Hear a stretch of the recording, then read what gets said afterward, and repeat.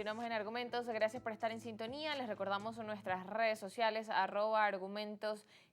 Desde ya pueden ver en nuestra última publicación. Allí pueden colocar sus comentarios y preguntas para nuestro invitado y más adelante los vamos a estar leyendo. Seguimos conversando con Carlos Raúl Hernández, doctor en Ciencias Políticas. Hablamos de cómo está la dinámica, bueno, con las nuevas medidas que ha anunciado Donald Trump. Hablaba de lo positivo que veía, también de lo negativo y cómo también comienza allí a incidir en algunas de las medidas, decía el caso también de Venezuela. Bueno, pero antes de entrar en Venezuela, yo creo que es bueno aludirlo lo de Panamá, porque esa también es otra que luce como una acción imperialista, una pretensión imperialista declarada por parte de los Estados Unidos. Porque la afirmación que hace o la idea que expresa sobre Panamá está llena de mentiras. O sea, en primer lugar, dice cosas como que la administración del canal tiene presencia de los chinos, cosas que es rigurosamente falsa. Lo negó, yo lo investigué, lo negó el presidente de Panamá y lo negaron los chinos. Es decir, eso es una cosa absolutamente falsa. Y lo dice también dentro de su estilo, porque él es un demagogo, como te decía, un demagogo africano. Y no es por tener nada contra África, sino que la producción de demagogos más grandes que hemos tenido han sido los líderes africanos. Primero dice esa grandísima falsedad. Luego sugiere que el canal de Panamá lo construyeron militares americanos. Resulta que eso es absolutamente absurdo, porque quien conoce un poquito la historia de Panamá y de su canal, que Panamá nació por el canal. O sea, Panamá se divide de Colombia, entre otras cosas, por el interés que tenían los grupos económicos panameños de crear el canal. Resulta que en el canal de Panamá trabajaron alrededor de 75.000 obreros, ¿no? Obreritos que eran en su inmensa mayoría gente de la cuenca del Caribe que iba para allá a trabajar en unas condiciones espantosas, porque eran puros pantanos, culebras, enfermedades tropicales y morían en masa.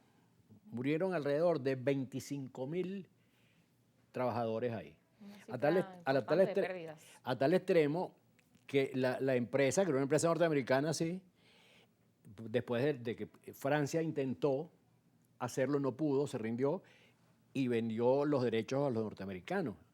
Y la empresa norteamericana encontró una industria que fue la exportación de cadáveres a las universidades europeas. Como morían en masa, entonces los embotellaban en toneles con sustancias conservadoras y los vendían a universidades americanas. Eso lo hizo la empresa norteamericana, que para Trump es una especie de ejemplo de la ética y del sacrificio. Ahora, luego, aparte de eso, que te digo ahí, murieron unos 25.000, trabajaron 75.000 un par o 3 o 4.000 americanos murieron también. Pero esa idea que él pretende transmitir de que ese fue un acto heroico de los americanos, haber hecho eso y que a costo de la mayoría de las vidas, eso es absolutamente falso.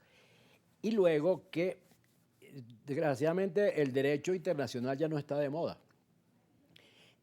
Porque si algo es rigurosamente apegado al derecho internacional, ha sido el Tratado Torrijos-Carter para la transmisión de la propiedad de la administración del Canal de Panamá. Eso fue un proceso en el que participaron abogados, juristas de todas partes, economistas, todo eso, y se llegó a un acuerdo de que a partir de 1999, de acuerdo con todo el respeto al Estado de Derecho y al derecho internacional, Panamá pasaba a tener el control de su canal, que es en su territorio.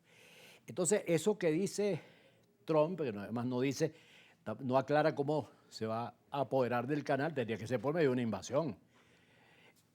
Es sencillamente un desconocimiento, por lo menos hasta ahora, de palabras de las leyes internacionales y por supuesto, todo eso ya está creando un ambiente muy negativo.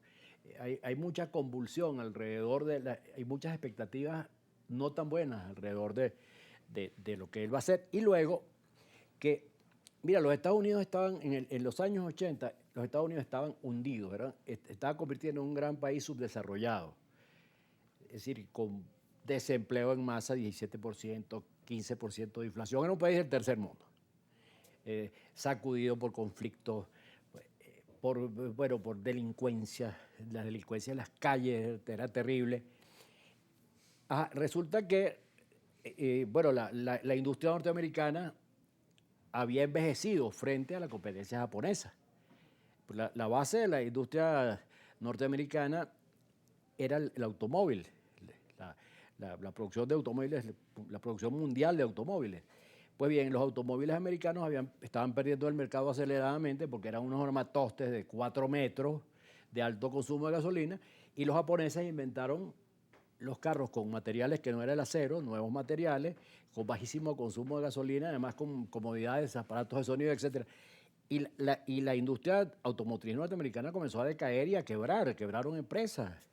La Chrysler quebró en aquel entonces. Bueno, entonces, ¿qué pasa? Que vino Reagan, hizo una política económica que abrió la economía americana a la competencia, y eso obligó a los productores norteamericanos a que se pusieran las pilas para competir y mejoraran su producción en todos los aspectos. Bueno, entonces quebraron las empresas del pasado, empresas siderúrgicas viejas. Hay hasta películas criticando eso, pues criticando que Reagan estaba acabando con la industria, porque eran industrias que no eran productivas, eran un costo un costo para todo el país, que no servían para nada. Bueno, y eso hizo que la economía norteamericana se recuperara. Después vino Clinton y siguió con esas políticas, y Estados Unidos volvió a tener la posición de líder del mundo, hasta que destruyó a la Unión Soviética. Pues. Esa competencia no la soportó la Unión Soviética y quebró, se vino abajo. Entonces, ¿qué pasa? Que Reagan quiere volver, Trump quiere volver a esas políticas proteccionistas, protección de la industria norteamericana en una tacita de oro, ¿a través de qué? Bueno, ponerle altos aranceles a los productos internacionales, eso que está amenazando, aranceles del 100%, una monstruosidad a los países del BRIC, al grupo de países de los BRIC, con 25% de aranceles a Canadá y a México, lo que implica destruir el Tratado de Libre Comercio, como decíamos al principio. Es decir, está amenazando al mundo con un retroceso económico a los años 60. Y en ese sentido, ¿cómo podría avanzar entonces en esos planes que anunciaba? Porque parte de su discurso era decir, bueno, voy a volver a ser América grande, decía, bueno, va a ser la edad dorada, y hablaba de eso, de recuperar a Estados Unidos con esas medidas. Entonces, comenta usted que quizás ve lejos Es de que él ese es un propósito. revolucionario, y los revolucionarios siempre comienzan con ese discurso de grandeza, haciendo las mismas cosas, y terminan, como sabemos perfectamente bien, como terminó la Unión Soviética, los países de la Europa del Este, Cuba, el Chile de Allende, las experiencias del socialismo militar latinoamericano en Perú, en Bolivia. Todo eso comienza con unos discursos de grandeza nacionalista y termina, bueno, con una mano adelante y otra atrás.